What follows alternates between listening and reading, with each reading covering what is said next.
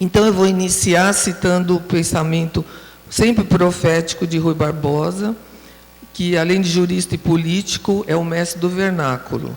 Tanto é que, no seu natalício, dia 5 de novembro, o dia foi escolhido como o dia em que se homenageia a nossa língua em todo o Brasil. Diz ele: uma nação cujo espírito não defende o seu solo e o seu idioma, entrega a alma ao estrangeiro, antes mesmo de ser por ele absorvida. Assim, eu gostaria de chamar a atenção de todos para dizer que a língua portuguesa deve ser valorizada e dignificada por se tratar de um bem comum que compreende um patrimônio histórico e artístico riquíssimo. É o 5º idioma mais falado do mundo e o 3º mais falado no Ocidente. São 240, mais ou menos, milhões de pessoas em 8 países que foram colonizados pelos portugueses, que falam o idioma português. E esses países se localizam em 4 continentes: Europa, América, África e Ásia. São eles Portugal, Brasil, Angola, Moçambique, Cabo Verde, São Tomé e Príncipe, Timor-Leste e Macau. Em Goa se fala o Konkani. Agora, não sei, deve ter outros problemas lá. E Macau, atualmente, fala-se pouco português. Eu estive lá há pouco tempo e verifiquei que são mais para anúncios oficiais e embaixo do chinês, do cantão, o nome de rua. E os nomes de rua são em português. Então, é a 3ª língua mais utilizada no mundo ocidental. É muito à frente das nações do primeiro mundo, como a Itália, Alemanha, França, Suíça, Dinamarca, Suécia, Holanda, e de países de grande extensão territorial, como a Rússia, além do conjunto formado pelos países de língua árabe.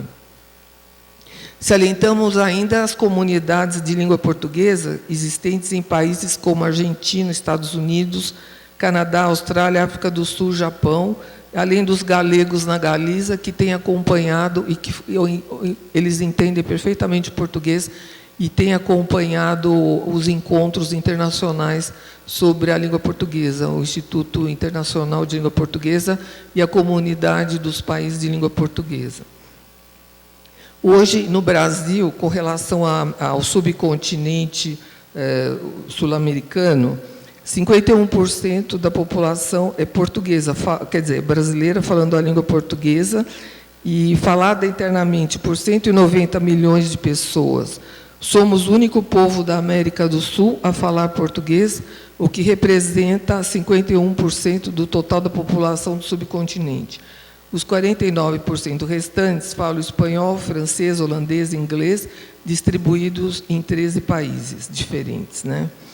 Atualmente, além do português, calcula-se que há 110 idiomas diferentes falados por 2 milhões de pessoas, espalhadas pelo território, isto é, pouco mais de 1% dos 190 milhões de habitantes falam outros idiomas que não português. São 180 línguas indígenas, mais 30 faladas por imigrantes estrangeiros.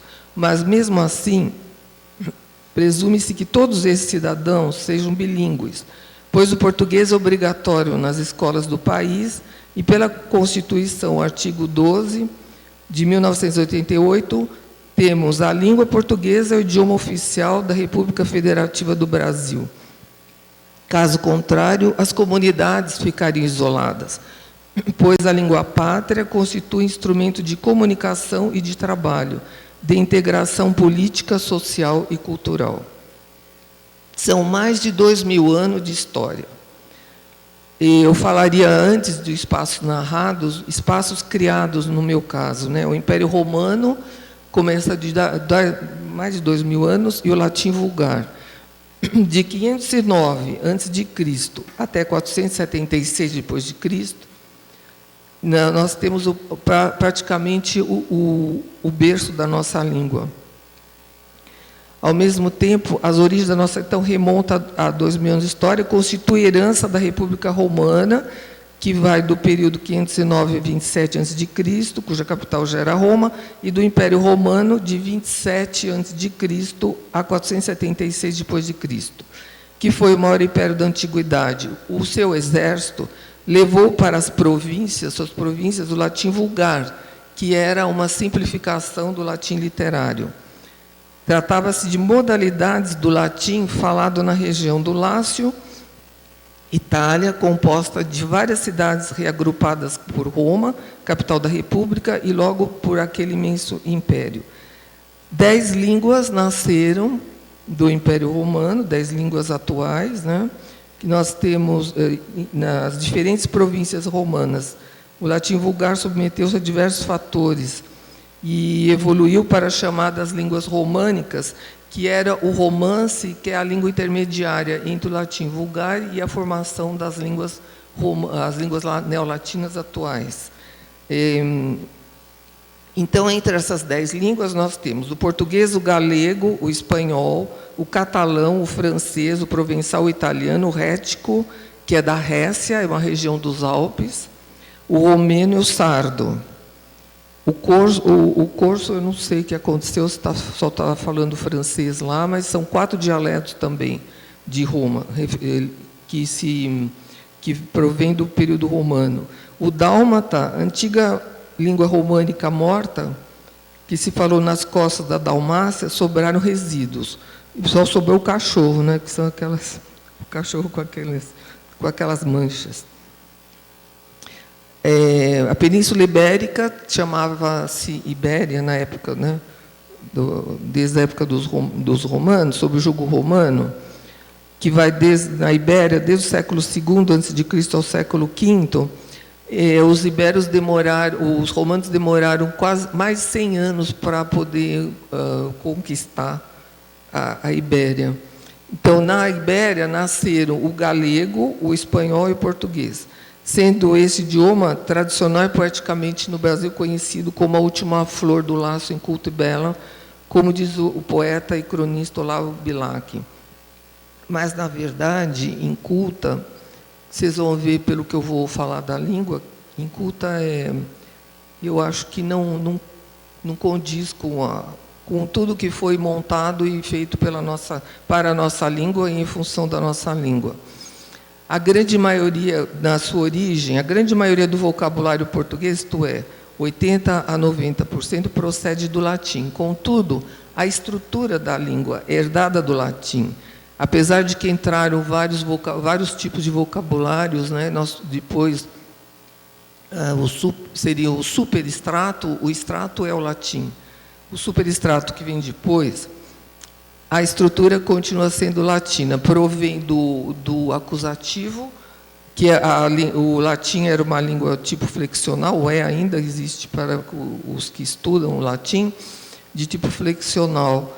E no caso do português, ele provém do acusativo, cuja tendência é o emprego da ordem direta. O português provém do acusativo mais uso das preposições.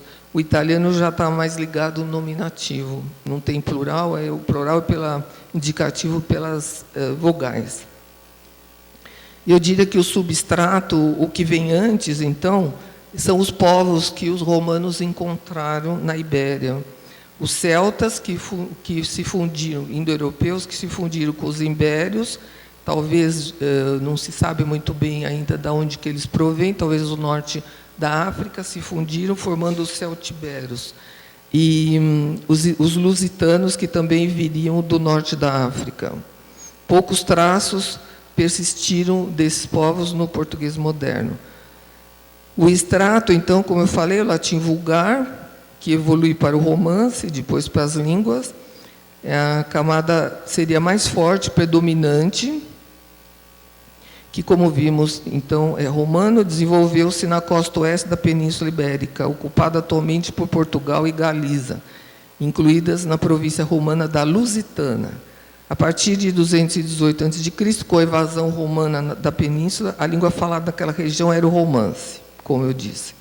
Os superestratos.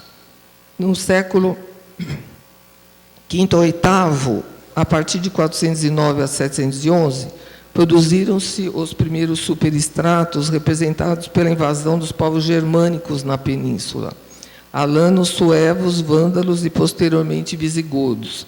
E estes chegaram em 531. Começa um processo de diferenciação regional. Uma parcela da Lusitana coube aos suevos e depois aos visigodos. No segundo século ao oitavo, em 711, chegam os mouros, que conquistam grande parte da Ibéria, incluindo o atual território português. Do árabe, o idioma português também herdou várias palavras, quase todas começando pelo prefixo al. Alambique, alcatraz, algarismo, álgebra, alfange, arroz, alface, alicate, refém, etc. O árabe é adotado como idioma oficial, mas o povo segue falando romance. Delineia-se, nesse período, o galego-português, essencialmente na Lusitana, que se falou até meados do século XIV.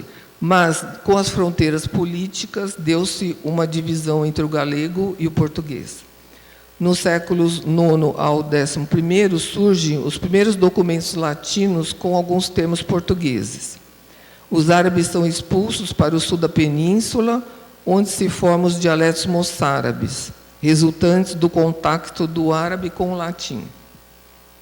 O galego-português torna-se a língua falada e escrita da Lusitânia nos documentos oficiais e textos literários não latinos, tais como os cancioneiros, que eram coletâneas de poemas medievais.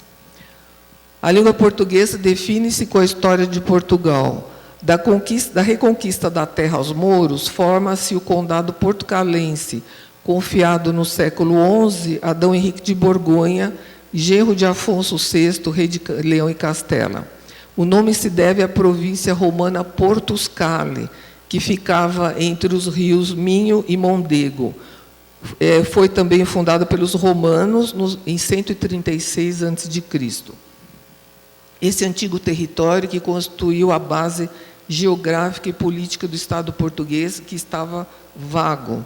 Era desabitado no século IX, tornou-se um lugar estratégico para oposição à expansão árabe, fazendo parte do governo de Leão.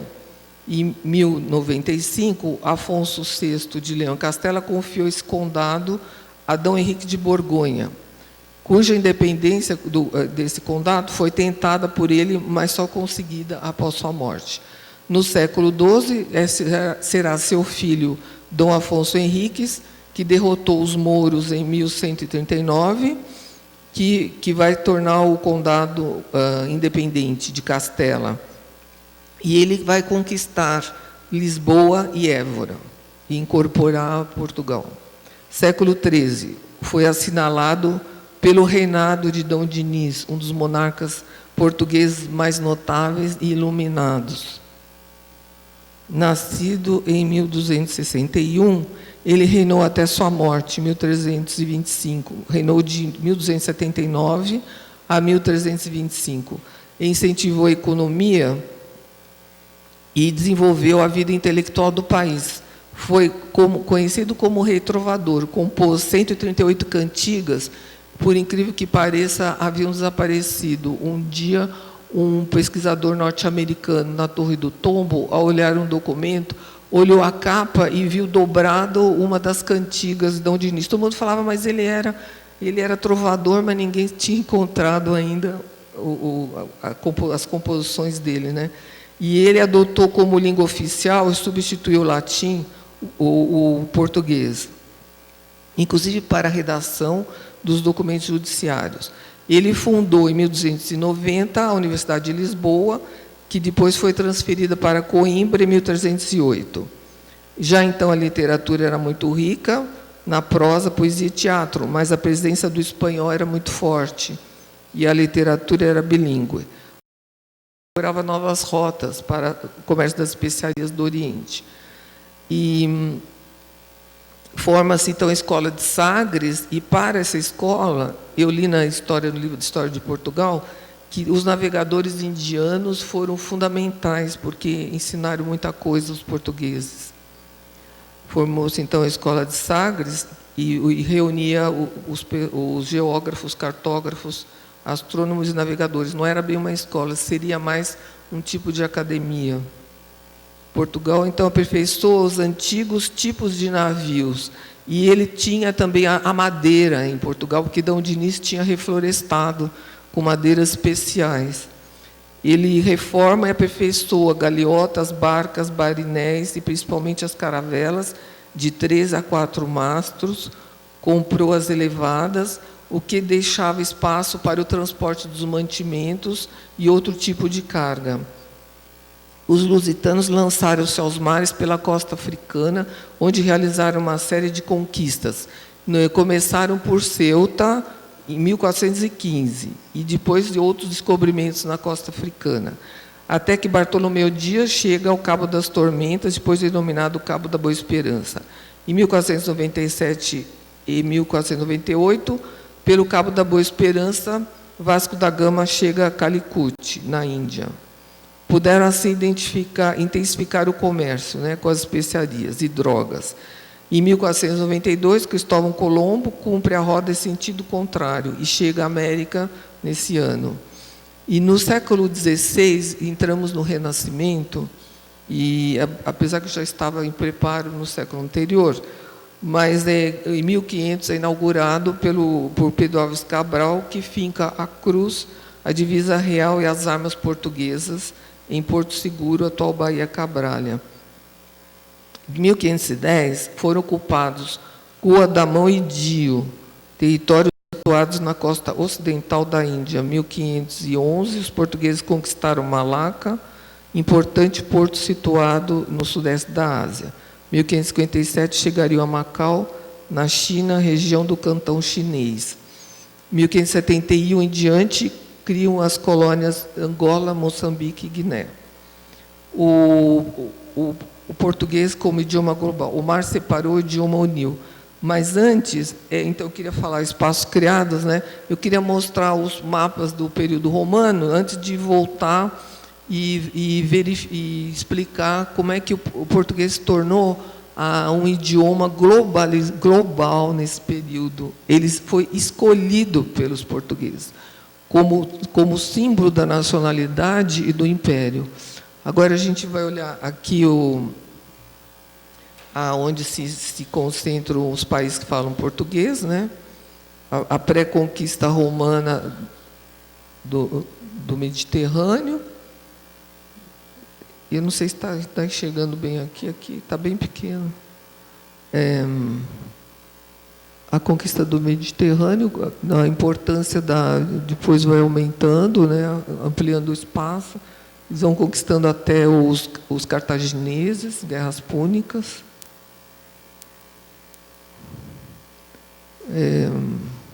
Aqui já está todo, que eu não estou enxergando aqui as datas. Pode continuar, segue. Aqui é todo nos tempos de Cristo, 70 depois de Cristo. Então, aqui onde ficariam nascimento das línguas, né? O Império Romano, ainda depois de Cristo. Aqui é divisão, né?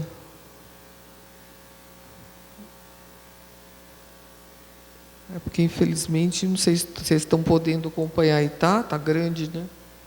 Aqui está muito pequeno para eu explicar. Aqui já está dividindo em duas partes. Aqui em cima, já os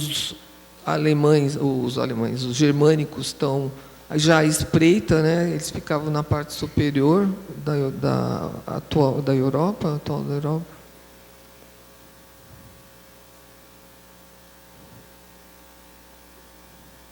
Seguinte. Aqui, então, aqui pode parar aqui. Então, o Império Português, eles foram conquistando, né? Como vocês viram, chegaram até o Oriente, até a China e depois a América. Mas eles escolheram o português, apesar da concorrência do espanhol, que era muito grande, havia vários também autores que escreviam em espanhol, decidiu valorizar o português como a língua do Império. Mas inexistia uma linguagem escrita e suficientemente estruturada, de forma que eles valorizaram, resolveram estruturar a língua baseados no latim, em vista da normatização e reflexão do português. Eles escolhem, então, o latim, com exemplo do que já havia sido feito com o francês, o espanhol e o italiano, e dão início ao projeto. É feita a primeira gramática, a gramática da linguagem portuguesa, de autoria de Fernão de Oliveira, 1536, e o João de Barros fez a gramática, uma outra gramática, 1540. Foi acompanhada do diálogo em louvor de nossa língua. Tais obras definem a morfologia e a sintaxe do português. Um deles escreve, o primeiro autor: apliquemos nosso trabalho à nossa língua, gente, e ficará com maior eternidade a memória dele, e não trabalhemos em língua estrangeira, mas apuremos tanto a nossa com boas doutrinas, que sempre a possamos ensinar a muitas outras. Em segundo lugar, tratava-se de aprofundar o mesmo trabalho sobre a língua com base nos modelos clássicos, pois a criação do império ocorre em pleno renascimento, como eu falei. Isto é, pôr o latim a serviço do português, definindo-se a morfologia, a sintaxe, ao lado das urgências ultramarinas. A difusão de um modelo humanista, baseado no interesse pelos textos da antiguidade, contribuiu para fixar e enriquecer a língua e a literatura, que também incorporam termos italianos e derivados do grego, ainda no continente europeu. Ainda existe termos do grego na Itália, né? No sul da Itália. Para sua fixação, os professores de primeiras... eles foram pegar exatamente professores de primeiras letras, que infelizmente estão faltando aqui, aquelas professoras maravilhosas que eram do ensino fundamental, e foram pegar os professores de primeira letra e que se multiplicaram no século seguinte, somado aos magistrados, ao clero e aos médicos, porque lembremos que a língua é precisão também, a língua é relatório, a língua é ciência, a língua é comunicação, então ela tem que ter propriedade. Assim, a língua portuguesa se faz presente em várias regiões da África, Ásia e América, e passa a ser, nesse período, falada por 3 milhões de pessoas. Ela se torna tão importante, se tornou tão importante como o inglês é hoje. Tanto é que, em 1579, os 2 jesuítas italianos vão para Macau, porque eles queriam passar com missionários, né, com a religião, mas eles vão, o Michele Ruggieri e Matteo Ricci, em 1579, eles vão trabalhar, vão estudar primeiro o chinês, procurar entender, depois eles vão ensinar o português, não vão ensinar italiano lá. Em 1572, são publicados os Lusíadas, que é, como todos sabem, de autoria de Luís Vaz de Camões, mas é um poema épico em 10 cantos. O que acontece com Camões? Ele era conhecedor tanto do estilo poético latino, quanto das formas e trovas e cantigas populares, versos tradicionais e redondilhas, com 5 ou 7 sílabas, e cultivou todos os gêneros clássicos, éclogas de Virgílio, ode de Horácio, canção e soneto de Petrarca, a elegia de Petrarca. Foi o primeiro poeta português a escrever uma epopeia clássica, mas ele uniu as obras-primas, uniu o português, fundiu os elementos clássicos e modernos. Por isso que ele é considerado um dos maiores poetas da literatura universal. Seria o que teria ocorrido no modernismo do Brasil, onde os escritores procurarão fundir formas e temas sobre a problemática nacional na tentativa de definir a brasilidade. Mas, nesse caso, não invalida as obras magistrais de Machado de Assis, Euclides da Cunha e Monteiro Lobato, cujos temas tratados se anteciparam à forma utilizada. Pessoalmente, bom, está certo, depois eu falo. Então, 1580 a 1640, domínio espanhol, o português ainda sofreria influência do castelhano, mas alguns vocabulários, só alguns termos, incorporando vocábulos do século XVIII, mas também do francês, o que fez com que a língua da metrópole se afastasse daquela falada nas colônias. Nosso idioma chegou à América como parte dessa epopeia dos descobrimentos. Em 1531, 1533, a colonização portuguesa tem início no Brasil, né? A língua portuguesa foi falada pelos colônios, por alguns indígenas, africanos e mestiços, e as ordens foram as ordens religiosas que guardaram e transmitiram o saber relativo à civilização ocidental. Fundaram igrejas e colégios regulares, estudaram o tupi, ensinaram o vernáculo aos filhos dos colônios e aos índios. O primeiro a trabalhar com o tupi foi, então, o padre José de Anchieta. O português se enriqueceu por servir de instrumento, já no período colonial, para pensadores, poetas, oradores sacros, historiadores e outros intelectuais de valor, tanto os vindos da metrópole quanto os nascidos no novo território. José de Anchieta dominava com facilidade a língua mais falada pelos indígenas e escreveu a antológica Arte da Gramática da Língua mais usada na costa do Brasil. Mas nós ressaltamos alguns grandes autores do século XVII, como o padre Antônio Vieira, que era professor e grande orador sacro, entre outras obras é autor de sermões e as cartas, considerados monumentos da língua portuguesa e da língua barroca, e da literatura barroca. E o ensino seguia nas mãos das ordens religiosas. No século XVI, XVII, XVIII, floresceu uma série de historiadores religiosos e leigos, nascidos ou falecidos no nosso solo, que nos legaram obras clássicas sobre a formação do Estado brasileiro. Padre Fernão Cardim, século XVI para o XVII, Pedro de Magalhães Gandavo, humanista latinista, historiador, escreveu História da província da Santa Cruz e Tratado da Gente do Brasil. Esse foi inédito até 1826. Frei Vicente do Salvador, século XVI a XVII, os paulistas Frei Gaspar da Madre de Deus, Pedro Taques de Almeida Paes Leme, além de Matias Aires, primeiro filósofo cientista brasileiro, cuja irmã Teresa Margarida teria sido a primeira romancista brasileira. No dicionário Moraes e Silva, foi o primeiro dicionário que foi feito no Brasil. O autor, Antônio de Moraes e Silva, nasceu no Rio de Janeiro, em 1557, e esse foi editado 3 vezes em Lisboa.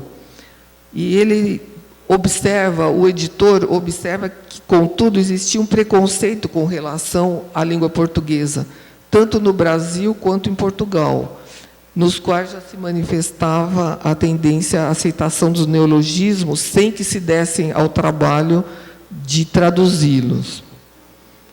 E que a nossa língua, lamentava que a nossa língua fosse considerada pobre, rude e áspera, quando, se bem a conhecessem, achariam que, em riqueza, majestade e harmonia, nada tem que invejar as mais cultas da Europa. Pombal, é que em 1559, ele baixa um decreto, porque aqui acontece que se falava ao lado do português uma soma do Tupi-Guarani. Então, ele baixa um decreto, 17 de agosto desse ano, na qual torna o português o idioma oficial do Brasil, sendo a palavra de ordem a integração entre os diversos povos que compunham a população, começando pelas fronteiras. Aqui, então, ganha o superestrato, mas o superestrato tem sequência, ganha os termos indígenas, né, o português, e de origem africana. E nos séculos IX, XIX e XX, o vocabulário português recebe as novas contribuições vindas de origem grego-latina para nomear as maravilhas da ciência e da tecnologia, tais como telefone, telégrafo, telepatia, hipnotismo, cinema, automóvel, televisão, etc. E termos técnicos e científicos que muitos chegam em inglês e as pessoas não sabem que provém do latim e começam a repetir achando que vem do inglês. Erase, deletar, etc. Vem tudo do latim. Machado de Assis, falta muito, tem um pouco mais. Machado de Assis, como? Ah, tá bom, obrigado. Que nasceu em 1839, 1908, observou que até aquele século o traço dominante da língua brasileira era o instinto da nacionalidade, embora, como Portugal, nesse período, ela tenha procurado seguir as tendências francófilas. Faltava-lhe independência e crítica que apurassem o gosto e a educassem em vista de se desenvolver e caminhar aos altos destinos que a aguardavam. De fato, as profecias do grande Machado de Assis concretizaram-se a partir de finais daquele século. A literatura brasileira produziu autores que se alçaram ao plano internacional, traduzidos em diversos idiomas, a começar do próprio escritor. E Euclides da Cunha, que nasceu em 1866 a 1909, jornalista e engenheiro, cuja obra Os Sertões, de 1902, constitui uma epopeia em prosa que se ombreia com Guerra e Paz e com a Canção de Rolando, na linha traçada pela Ilíada, tendo influenciado diversos literatos estrangeiros, como, por exemplo, Mário Vargas Llosa, escritor peruano que venceu o Prêmio Nobel de Literatura em 2010. Já em pleno século XX, temos João Guimarães Rosa, médico e diplomata, que escreveu Grande Sertão e Veredas. Segundo os mestres Antônio Cândido e José Aderaldo Castelo, este escritor soube criar um estilo próprio, baseado na contribuição regional e remontando, graças ao arcaísmo desta, as matrizes da língua.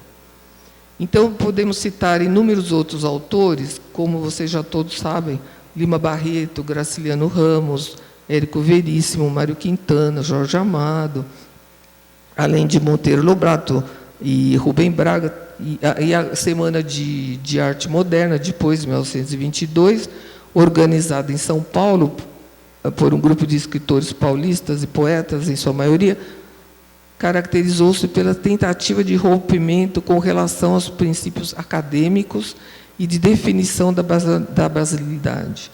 Atuaram Mário de Andrade, Oswald de Andrade, Menotti Del Pica, Cassiano Ricardo, Guilherme de Almeida, etc. Contemporâneos, nós temos grandes escritores também. Eu vi o Paulo Bonfim, o poeta Adoan Nassar, Milton Ratum, que eu estou vendo que ele vai apresentar aqui, muito bom, já reconhecidos pela crítica. Agora, eu gostaria de lembrar que, modernamente, em 1931, foi Fernando Pessoa, o consagrado poeta português, quem teve a necessária sensibilidade para compreender a beleza da nossa língua. E ele teve clara evidência necessária quanto à importância do papel que desempenha e sempre desempenhou no cenário internacional. Ele, que era bilíngue, pois fora educado na África do Sul, tendo escrito também em inglês, se emocionou ao ler pela primeira vez a célebre passagem de autoria do padre Antônio Vieira sobre o rei Salomão, por onde chegou a frase famosa: "Minha pátria é a língua portuguesa". Ele escreve: "Rompi em lágrimas felizes, como nenhuma felicidade real me fará chorar, como nenhuma tristeza da vida me fará imitar aquele movimento hierático da nossa clara língua majestosa, aquele exprimir das ideias nas palavras inevitáveis, aquele assombro vocálico em que os sons são cores ideais, a mágoa de não poder já ler pela primeira vez aquela grande certeza sinfônica". Eu me emociono. Você quer ler, professor?